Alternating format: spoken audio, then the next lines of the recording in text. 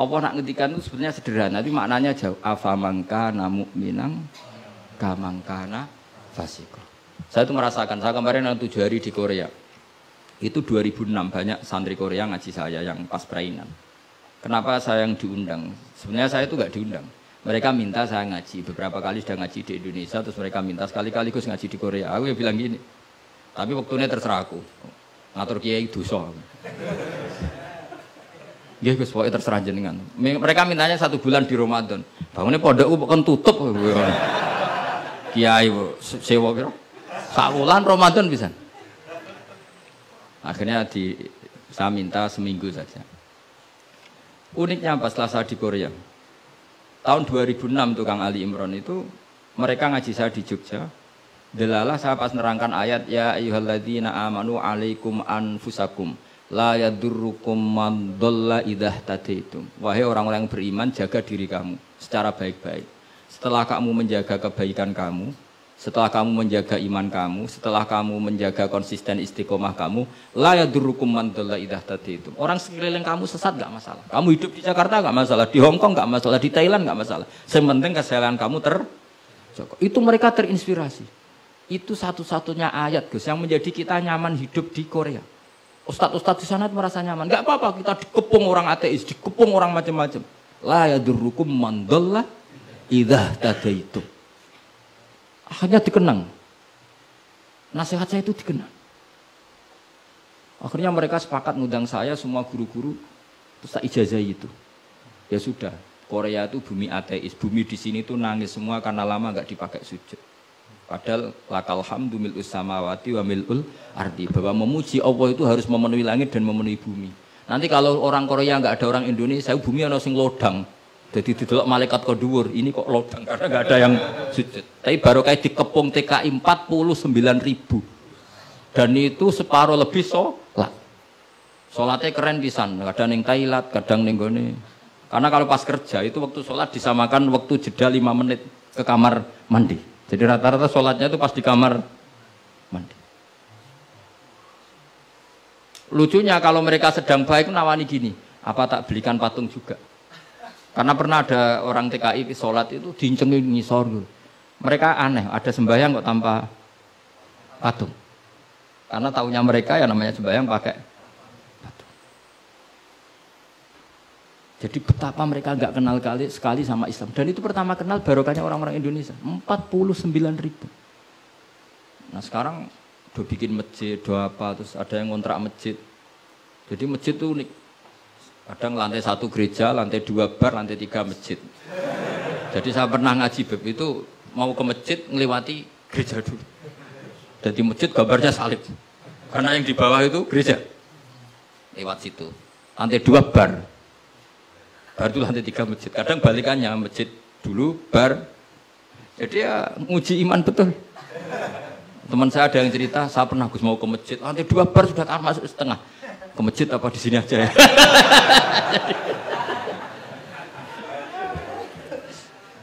Tapi ya tadi, makanya kita semua syukur betul umatnya Rasulullah Shallallahu Alaihi Wasallam itu dikawal Quran ila yaumil kiamat. Jadi yang dikawal Quran bukan orang Kudus saja, bukan orang yang daerahnya mayoritas Muslim saja, termasuk orang yang di Korea, di Uni Soviet juga dijaga Quran. La yadurrukum man dhalla idza tadi. Saya punya dokumennya ya, orang-orang Rusia Kang Ali, ketika Uni Soviet itu mengkooptasi 100 tahun. Itu orang-orang Islam turunan Uzbek, turunan Syria, turunan Arab. Itu kalau ngajarkan tauhid itu di basement, di bawah tanah. Karena mereka dipaksa menjadi komunis. Tapi Allah itu maha kuat. Allah huwal qawi, Allah itu zat yang kuat, gak terkalahkan. Mereka selalu ngajar anak-anaknya di bawah tanah untuk ngajarkan tauhid. Dan doa mereka didengar Allah. Akhirnya Uni Soviet hancur menjadi negara persemakmuran. Tapi sekali menjadi negara persemakmuran langsung menjadi negara Islam. Yaitu Ceknya, Uzbek, Tajikistan. Laukanu khina kufrihim tidak belajar Islam, maka tidak bisa mendirikan negara Islam. Tapi karena mereka ketika dikooptasi Uni Soviet tetap belajar Islam, sehingga pertama merdeka langsung negara Islam. Andai kan mereka sudah meninggalkan Islam secara pelajaran, maka tidak bisa mendirikan negara Islam. Tapi mereka ketika dikooptasi tetap belajar Islam meskipun sembunyi. Sebenarnya itu jenenge la yadurrukum man dhalla idza tadaitum. Jadi orang sekeliling kamu sesat nggak masalah, asal komitmen kamu sendiri tercerahkan atau mendapat hidayah. Dan saya itu ingin ya Quran seperti ini tuh mancep neng umat Rasulullah Shallallahu Alaihi Wasallam. Jadi eling-eling ya ayyuhalladzina amanu alaikum anfusakum la yadurrukum man dhalla idza tadaitum. Jadi kamu tidak usah takut sama. Kayak apa Jakarta? Jakarta kata orang banyak kota maksiat gini-gini. Itu tidak benar. Banyak orang-orang alim. Siapa yang nggak ngerti Habib Mundir di era modern? Sampai Majelis Rasulullah besarnya juga di Jakarta. Siapa yang nggak ngerti keluarga Kuitang? Orang-orang alim yang non Habaib juga banyak. Dulu ada Mbak Syafi'i, sekarang ada Pak Sukron Makmun, Pak Nur Iskandar. Banyak teman-temannya bapak yang alim di Jakarta. Santri saya yang Jakarta ya banyak. Muhibin saya Jakarta ya banyak. Karena ketika orang itu baik, itu la yadurrukum man dhalla idza tadaitum. Uni Soviet kayak apa dikjayanya?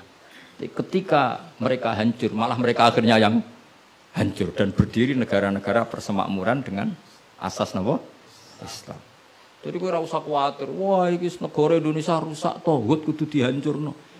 Wah, apa-apaan gak tau ngaji, yakin gak tau ngaji.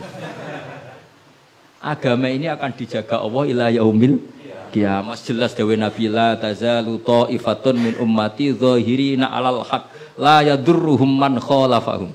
Sebagian riwayat la yadurruhum man nawa'ahum. Agama ini kata Nabi selalu umatku ini ada pembela-pembela kebenaran ila yaumil qiyamah kata Nabi. La yadurruhum man khalafahum, dan umatku yang bela kebenaran ini tidak akan terkalahkan oleh orang yang menentang mereka. Dulu ketika kita kecil, pengajian kudu lapor Polres, mubalake di data, iya bener yen. Saniki pengajian rasa diundang Polsek ora bedanya kan jauh sekali. Dulu kan kayak kesulitan. Sekarang kayak apa?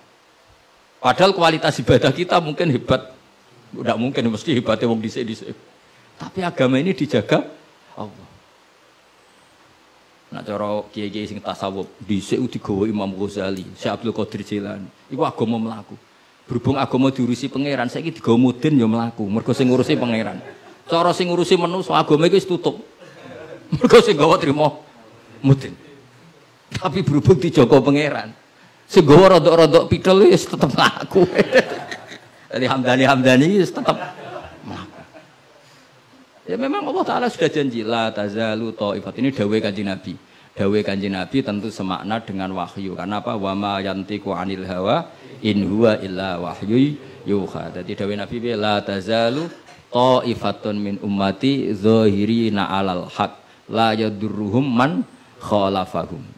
Jadi umatku akan selalu ada yang membela kebenaran dan tidak akan terkalahkan oleh yang menentang. Tapi syaratnya tadi loh ya, syaratnya seperti di Quran tadi, idza tadaitum.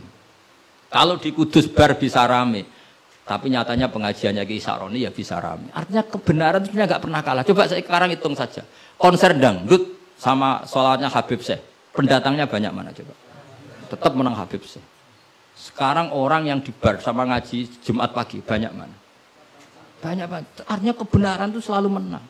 Lah repotnya kadang singgo kebenaran itu hitung-hitungan. Tak rewangi ini untuk opo, itu mulai masalah. Kalau yang bawa saja sudah ada ikhlas itu mulai. Asal yang bawa ikhlas, insya Allah tetap menang. Gitu. Dong tuh paham ya, orang usah tersinggung ya, biasa wae ora usah. Jadi artinya Allah menunjukkan kebenaran kan sesuatu yang enggak menarik itu sebetulnya. Kok menarik piye dong, kiai ini wis lanang jenggoten. Brewoken, lah anak dulu artis kan karuan, sing disawang ngayu. Lah iki misale Khadruwan sing Hamdani Ali wis delok kok ngaji gini iki ngguri delok Hamdani itu untuk apa ya. Tapi yang menarik wae. Ya coba Vatikan, saya punya teman itu pernah main di Vatikan. Itu kan menarik, ada gondola, orang Eropa itu cantik-cantik, cek katokan cekak. Wajar lah kalau menarik. Tapi masih kalah dengan Ka'bah. Ka'bah wis kotak, pinggire wong brewok jobahan. Tapi wong mukjizat. Iku wong ya wedan tenan mara Ka'bah. Edan seneng banget, ora edan basa Jawa, basa Arab. Cara wong Jawa nak darani seneng banget itu basa apa? Coba. Justru itu kita mukjizate Ka'bah. Lah ya kalau orang ke Vatikan kan menarik wajar kan akeh wong ayu, terus sungainya indah. Moro Ka'bah aja. Terus kotak ireng pisan. Terus ngono wong Arab-Arab. Wotok-kotok kadang dituwakoi. Wah, tapi wong Ka'bah iku keramat. Daya tariknya ya luar. Lu umpama nuruti teori sosial, Ka'bah itu menarik enggak? Coba sama jawab. Justru itu keramate. Kiai yang ngono wis watuk nak mulang ra enak. Wadang mulang saking sepuhe sidang itu. Tapi sing ngaji yo wae. Ana cah nom wis jaga penampilan, jaga image berhubung niate rapati ikhlas. Lah wong yo ora seneng. Dago wong itu. Dadi macam agama iku mesti iso jaga agama mau ikhlas tok. Mun ngandel kula.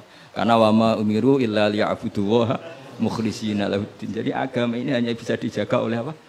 Ikhlas. Dilatih. Carane ikhlas piye Gus? Aku dhewe latihan mbok takoki. Tapi sementing yo cuma latihanku wis suwe. Dadi kemungkinan wis sukses. Jadi Al-Fatihah.